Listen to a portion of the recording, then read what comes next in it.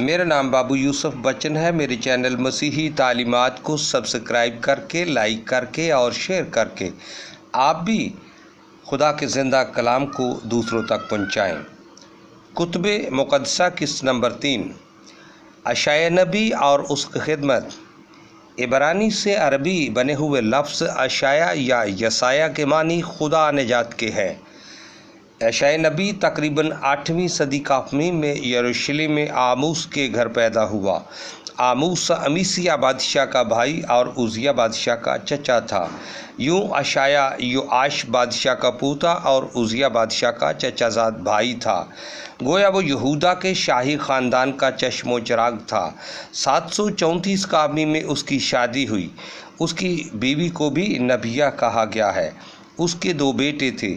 740 قافمی میں اس نے خدا کی آواز کو سنا اور فرمایا کہ اے خدا، میں حاضر ہوں۔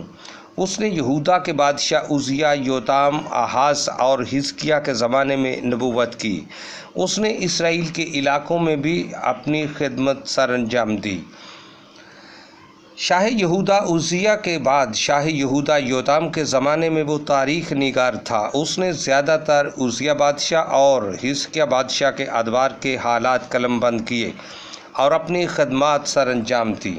بزرگ جسٹن شہید جو 2 صدی میں تھے فرماتے ہیں کہ اشعیاء نبی اپنے داماد منسی بادشاہ کے حکم سے آرے سے چیرا گیا۔ اشعیاء نبی نے بڑے تلخ حالات میں نبوت کی۔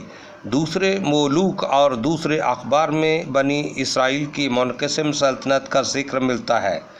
2 قبائل پر مشتمل جنوبی سلطنت یہودا کی سلطنت کہلاتی تھی، جس کا دارالخلافہ یروشلم تھا، جبکہ 10 قبائل پر مشتمل شمالی سلطنت اسرائیل کی سلطنت کہلاتی تھی، جس کا دارالخلافہ سامرا تھا، اور اس منقسم سلطنت کے ارد گرد آرام، ادوم، مواب، مصر اور اشور جیسی سلطنتیں موجود تھیں۔ اشعیاء نبی نے یہودا کی سلطنت کے بادشاہ عزیہ، یوتام، آہاز، حزقیہ اور غالباً منسی کے زمانہ میں، اور اسرائیل کی سلطنت کے بادشاہ یاربام دوم، زکریا، شلوا، منیہم، فقیہ اور فاقہ کے زمانہ میں تقریباً 40 سال کے قریب یروشلم اور گردونوا اور اسرائیلی سلطنت کے چند شہروں میں بادشاہوں، شہزادوں اور عوام الناس کو خدا کا آتشی کلام سنایا۔ عزیہ، یوتام اور حزقیہ بادشاہ کے علاوہ یہودا اور اسرائیلی سلطنت کے سبھی بادشاہ اپنے مخالف اشوری بادشاہ تغلت پلاسر سوم، شلمنسر پنجم، سرجون دوم اور سینیرب کی طرح بڑے بد اور بدکار، ظالم، شریر اور انتہائی سفاک تھے۔ اشعیاء نبی نے اپنے چچا زاد بھائی عزیہ بادشاہ کے آخری سال یعنی 740 قافمی میں اپنی نبوت کا آغاز کیا۔ اس وقت اشعیاء اور میکا نبی جنوبی سلطنت اور آموس اور ہوشیہ نبی شمالی سلطنت میں خدمت سر انجام دے رہے تھے۔ عزیہ کی وفات کے بعد اس کا بیٹا یوتام بادشاہ بنا اور اس کی وفات کے بعد اس کا بیٹا آہاز تخت نشین ہوا۔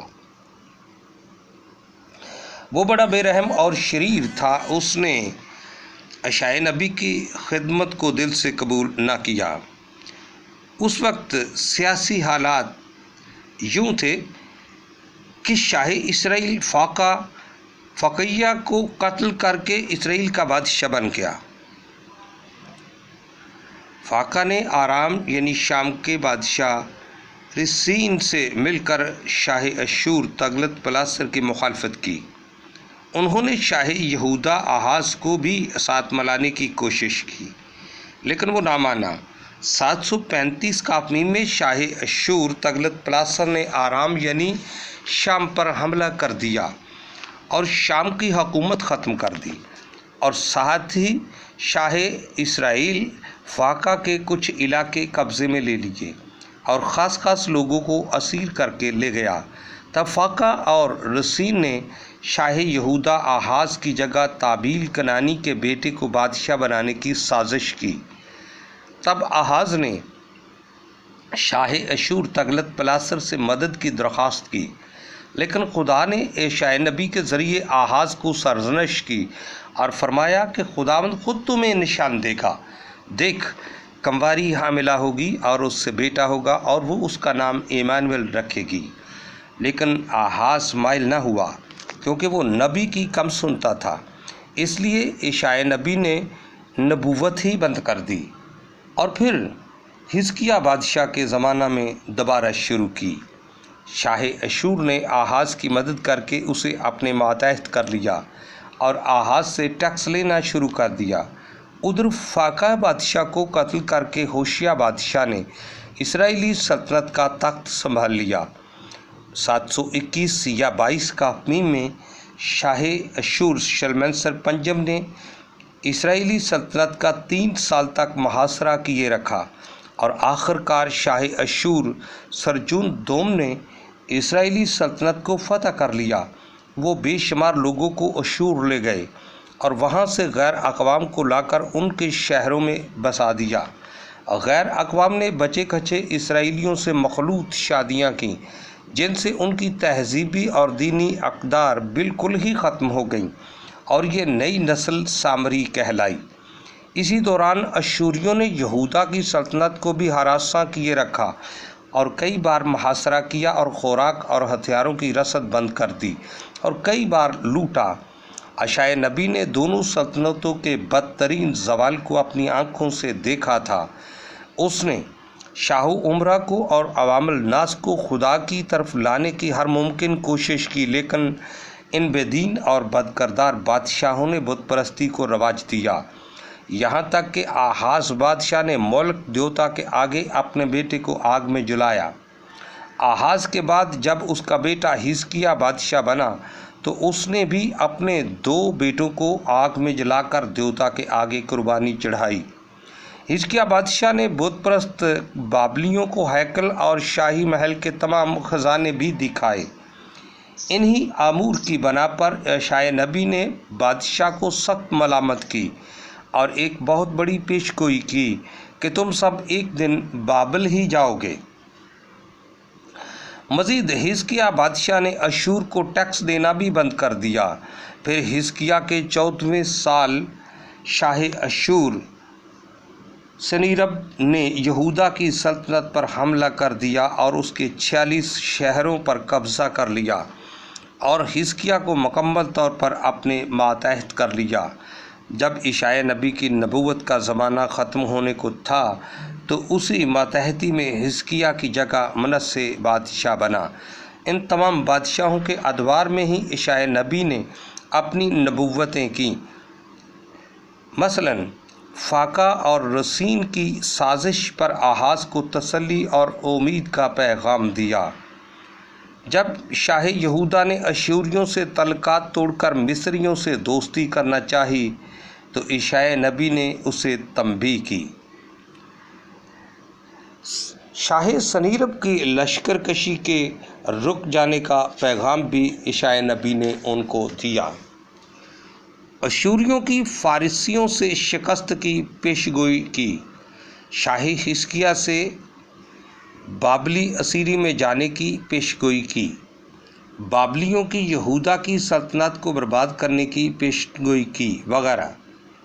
یہ سبھی تاریخی اور نبوتی واقعات نہ صرف دوسرے ملوک اور دوسرے اخبار میں مدرج ہیں بلکہ عیسائی نبی کے صحیفے میں بھی تفصیلاً پائے جاتے ہیں۔ عہد عتیق کی فہرست میں انبیاء کے صحائف میں اشعیاء پہلا صحیفہ ہے جو اشعیاء کے نام سے منسوب ہے۔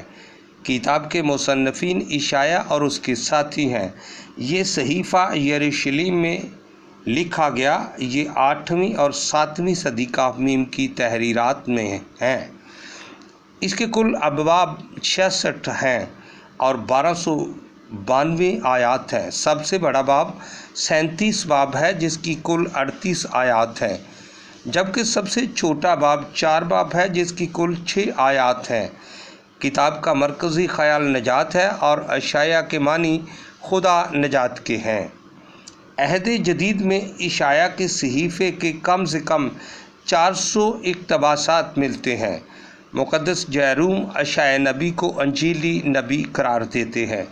उलेमा इस किताब को अंजील अहद अतीक या इशाया की अंजील भी कहते हैं और इशाए नबी को अहद अतीक का अंजील नवीस कहते हैं।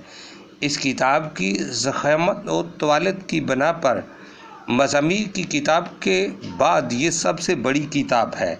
वादिये के मुरान से इस सहीफ़े के 15 मुसब्बदात मिले हैं। अबरानी ज़बान का 3री सदी का मीम का मुकम्मल नुस्ख़ा 1947 में बहराए मुरदार से दरियाफ़त हुआ था। ये 22 फुट का तोमार इस वक्त इसराइल में दारुल किताब में महफूज है और इसकी हूबहू नकल पाकिस्तान बाइबल सोसाइटी लाहौर के अजायब खाना में महफूज है। इसी तरह यही पहली सदी मसीही का एक यूनानी नुस्खा जो 1948 में अर्ज़ मुक़द्दस के एक राहब खाना से मिला था वहाँ ही महफूज है। उलेमा किताब को 3 हिस्सों में तकसीम करते हैं। इशाया अव्वल पहले बाब से 39 बाब तक है। ये अशाए नबी की तहरीर 8वीं सदी का मीम की है। इसमें अशूरी रूज और अशाए नबी का तकरीबन 40 साल की नबूवत का बयान है जो उसी पुश्त पर मरकूज़ है। अशाया दुम 40 से 55 बाब तक ये 7वीं सदी की तहरीर है।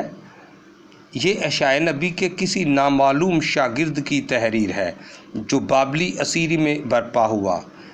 इसमें बाबली अरूज और यहूदा की सल्तनत की बर्बादी का बयान है। अशाया सोम 56 बाब से लेकर 66 बाब तक है। ये भी 7वीं सदी के नामालूम लिखारी की तहरीर है जिसमें बाबली और फ़ारसी हुकूमत का बयान है। इसके पैगामात मुस्तकबिल की तरफ मतवज्जो करते हैं। गोया ये किताब 3 मुसन्निफ़ीन की तहरीर है जबकि अशाए नबी के नाम से ही मंसूब है। सुनने का बहुत बहुत शुक्रिया।